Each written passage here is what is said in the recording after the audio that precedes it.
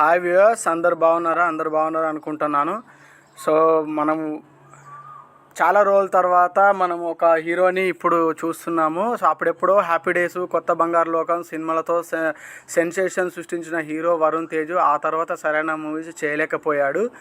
ఓ దశలో పూర్తిగా యాక్టింగ్కే దూరం అయిపోయాడు. మళ్ళీ ఇన్నేళ్ల తర్వాత నింద అనే ఇంట్రెస్టింగ్ థ్రిల్లర్తో ఇప్పుడు మన ముందుకు వచ్చాడు. సో ఆ మూవీ రివ్యూ ఎలా ఉందో ఇప్పుడు చూద్దాము. సో యాక్చువల్గా ఏంటంటే చేయని నేరానికి జైలుకి వెళ్ళడం, ఏళ్ల పాటు శిక్ష అనుభవించడం, పుణ్యకాలం పూర్తయిన తర్వాత ఇతడు నిర్దోషి అని కోర్టు తీర్పు ఇవ్వడం, ఆ తర్వాత బయటకు రావడం, ఇలాంటి సంఘటనలు మనం అప్పుడప్పుడు పేపర్ న్యూస్లో చూస్తూ ఉంటాం. అప్పుడు ఇదే కాన్సెప్ట్ తీసుకొని చేసిన సినిమానే ఈ నింద మూవీ అన్నట్టు. సో 6 వ్యక్తులు కిడ్నాప్ అయ్యే సీన్తో సినిమా మొదలవుతుంది. వీళ్ళలో ఎస్ఐ, ప్రభుత్వ డాక్టరు, లాయరు, పనోడు, ఆవరా, కానిస్టేబుల్లో ఉంటారు. ఓ మాస్క్ వేసుకున్న వ్యక్తి ఈ 6 నుంచి మంజు హత్య కేసులో నిజం రాబట్టాలని ప్రయత్నిస్తుంటాడు. ఆ క్రమంలోనే బయటపెట్టి బెదిరిస్తుంటాడు. అయితే ఈ సీన్స్లో ఇంట్రెస్టింగ్ కలిగించాలి కానీ సాగతీత వల్ల ఇదంతా బోరింగ్ అనిపిస్తుంది. జైల్లో ఉన్న బాలరాజుని వివేక్ అనే కలిసే సీన్తో ఇంటర్వెల్ కట్ అవుతుంది. సో సెకండ్ హాఫ్ మాత్రం ఉన్నంతలో కాస్త ఆసక్తిగా అనిపిస్తుంది.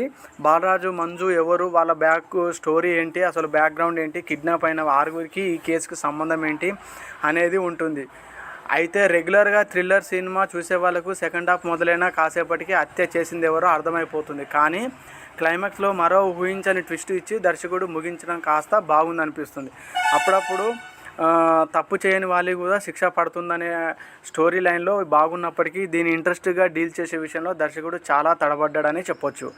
దీంతో 2 గంటల సినిమా కూడా అక్కడక్కడ సాగతీతగా అనిపిస్తుంది. కాకపోతే కమర్షియల్ వాసనలు ఎక్కడా లేకుండా స్ట్రైట్గా కథ చెప్పడం మాత్రం రిలీఫ్గా అనిపిస్తుంది.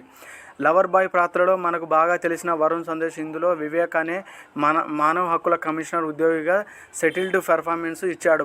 బాలరాజుగా చేసిన ఛత్రపతి శేఖర్, మంజుగా చేసిన మందు బాగా చేశారు. కిడ్నాప్ అయిన 6 కూడా ఉన్నంతలో పర్వాలేదనిపించారు. టెక్నికల్ విషయాలకు వస్తే ఈ సినిమాలో ఉన్నది తక్కువ లొకేషన్స్ అయినా ఉన్నంతలో వాటి బాగానే క్యాప్చర్ చేసి బ్యాక్గ్రౌండ్ స్కోర్ తోటి బాగానే నడిపారు. సో మ్యూజిక్ బాగానే ఉన్నప్పటికీ కొన్ని చోట్ల దీని వల్ల డైలాగ్స్ సరిగ్గా వినబడలేదు.